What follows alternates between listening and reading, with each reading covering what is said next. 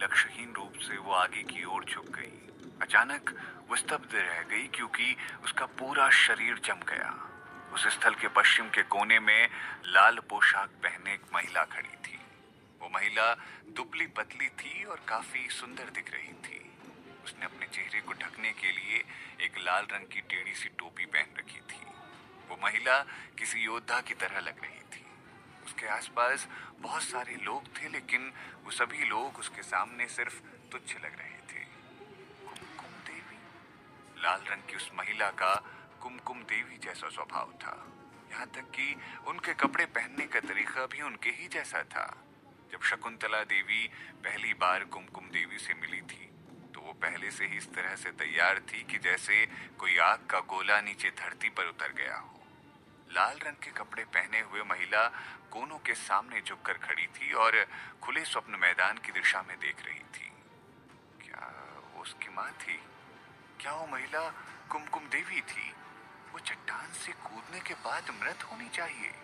वो चट्टान बहुत ऊंची और काफी ज्यादा गहरी थी। चट्टान के नीचे उग्र लहरें थी और वो भित्तियों से भरी थी। उसने उस समय अपनी आध्यात्मिक शक्ति खो दी थी, इसीलिए वो अभी भी जीवित कैसे हो सकती थी? उस समय श्याम सिंह ने कई दिनों तक अच्छी तरह से खोज करने के लिए एक बचाव दल को काम सौंपा था, लेकिन किसी को भी उसकी लाश नहीं मिली थी। वो क्षेत्र अपनी मांस खाने वाली शार्क मछलियों के लिए प्रसिद्ध था, इसीलिए उसने सोचा कि वो शार्क द्वारा खाई जा चुकी है। फिर वो अभी भी जीवित हो सकती है, वो भी कैसे? यदि वो अभी भी जीवित है तो वो निश्चित रूप से अपने बेटे और बेटी को याद करती थी और इसी कारणवश उनसे मिलने के लिए वो वापस आई थी। वो अपने बच्चों को वजीर के घर में इतने सालों तक तंग होने के लिए कैसे छोड़ सकती थी, और उन्हें इतना तंग होता देखने के बाद भी वो बिना कुछ कहे कैसे रह सकती है?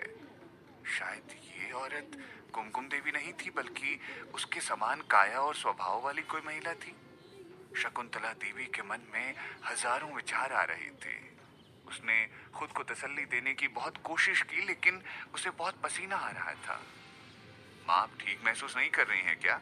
और आपको इतना पसीना क्यों आ रहा है? Knock knock. Confused where to shop from?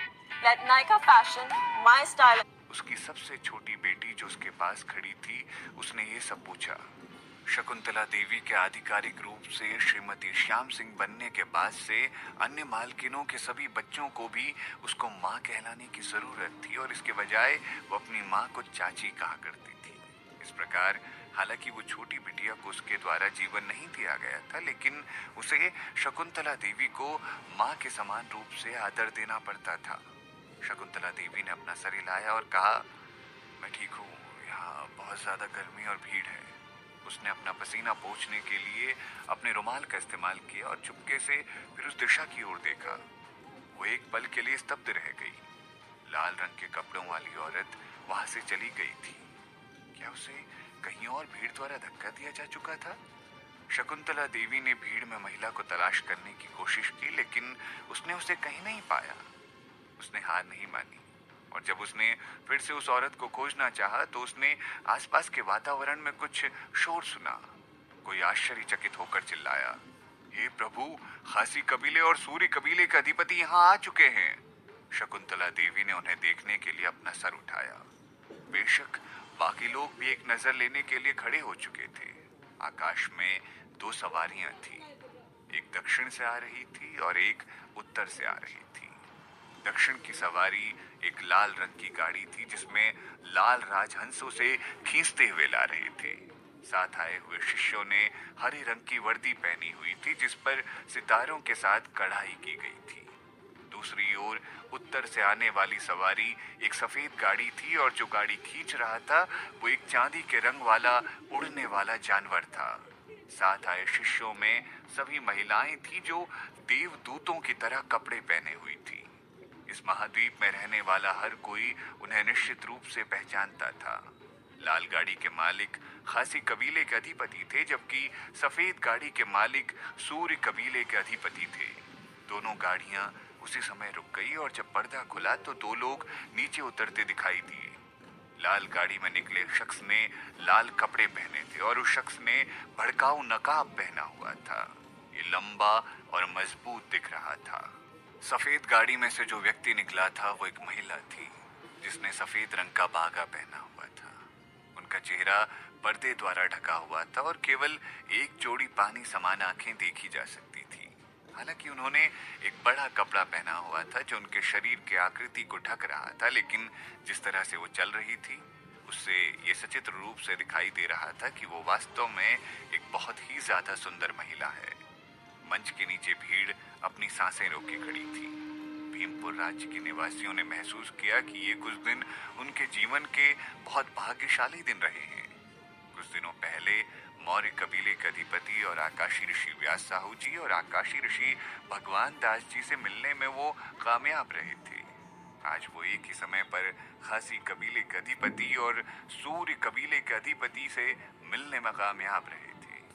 ये सब तो बस अब एक चमत्कार की तरह ही लग रहा था। ऐसा इसीलिए हुआ क्योंकि इन 5 लोगों को आम या रोजमर्रा के दिनों में कभी भी देखा नहीं जा सकता था, और अब वो कुछ दिनों के भीतर ही एक साथ दिखाई दिए थे। हालांकि इन महापुरुषों ने अपने मूल रूप को नकाबपोश किया हुआ था, खासकर तब जब वो जनता के सामने आते थे। ये उनकी उपस्थिति के बारे में सभी को और ज्यादा उत्साहित करने के लिए काफी था। बेशक क्योंकि ये दोनों अलग अलग देशों से आए थे और ये धौलपुर राज्य और खीमपुर राज्य के शाही सलाहकार भी थे। भीड़ अभी भी अपेक्षाकृत रूप से अपनी भावनाओं को नियंत्रित कर पा रही थी और वो इतनी भी खुश नहीं हो रही थी और ना ही घुटने टेक रही थी। उन्होंने बस दोनों को नमस्कार किया। लाल बागे वाला आदमी सूर्य कबीले का अधिपति था। उसका नाम संत रसीला जी था और वो अग्नि आध्यात्मिक प्रतिभा का अभ्यास करते थे। वो धौलपुर राज्य के शाही सलाहकार भी थे। वो अभी 93 वर्ष के थे। सफेद रंग के बागे वाली सुंदर दिखने वाली महिला वो खासी कबीले की अधिपति थी। उनका नाम संत सुमित्रा देवी जी था और वो जल आध्यात्मिक प्रतिभा का अभ्यास करती थी। वो खीमपुर साम्राज्य के शाही सलाहकार भी थी। वो अब 86 वर्ष की हो चुकी थी। दृढ़ पत्थर कंगन ने शिरीन को सूचना देने के लिए बोलना शुरू किया। शिरीन बस चुप रही। वो इस महाद्वीप पर इन महापुरुषों को देखकर आश्चर्यचकित थी। हालांकि वो पहले से ही बुढ़ापे में थे और वो अच्छे और युवा दिखते थे। जाहिर है यह आध्यात्मिक शक्ति के बहुत उच्च स्तर पर उन्नयन होने का लाभ था। ये न केवल किसी के जीवन का विस्तार कर सकता है बल्कि उनकी सुंदरता को भी बनाए रखता है। मालकिन, मुझे लगता है कि आपको उनके आने के पीछे के कारण के बारे में सोचना चाहिए बजाय उनकी सुंदरता पर टिप्पणी करने के। दृढ़ पत्थर कंगन ने शिकायत की। शिरीन को ताना मारा गया था पर वो तुरंत बोली, इतना स्पष्ट है, सार्वजनिक परीक्षण के लिए 2 अधिकारियों की आवश्यकता होती है और उन्हें कोई ऐसा व्यक्ति होना चाहिए जो एक उच्च स्थान पर विराजमान हो या स्वर्ग का उपहार वाला शिष्य हो। क्योंकि मौर्य अधिपति ने एक बार मेरा अपहरण कर लिया था और उन्हें अधिकारी के रूप में हटा दिया जाना चाहिए। आकाशी ऋषि भगवान दास जी कल रात की लड़ाई के बाद घायल हो चुके हैं। इसी कारणवश वो अपनी शक्तियों को बहाल करने के लिए कहीं छिपे हुए होंगे और अब दूसरे अधिकारी के रूप में यहाँ बैठ नहीं सकते। इसीलिए जाहिर है इन 2 लोगों को बहुत अंतिम समय में महल मालिक द्वारा आमंत्रित किया गया था। जब उसने दृढ़ पत्थर कंगन को समझाना शुरू किया तो दोनों लोग आकाश में कूदकर खुले स्वप्न मैदान तक पहुंच गए थे। जब संत रसीला जी कूदे थे तब उन्होंने कोई तरीके नहीं दिखाए थे, लेकिन वो केवल सीधे मंच की ओर कूद गए थे। हालांकि जब वो मंच पर पहुंचने वाले थे तो उनके पैर बहुत हल्के और कोमल तरीके से नीचे पड़े। यहाँ तक कि बिना शोर शराबे के भी बहुत कम मौके होंगे जब उन्हें कोई सुन पाएगा। ये काफी अच्छी युद्ध कला थी।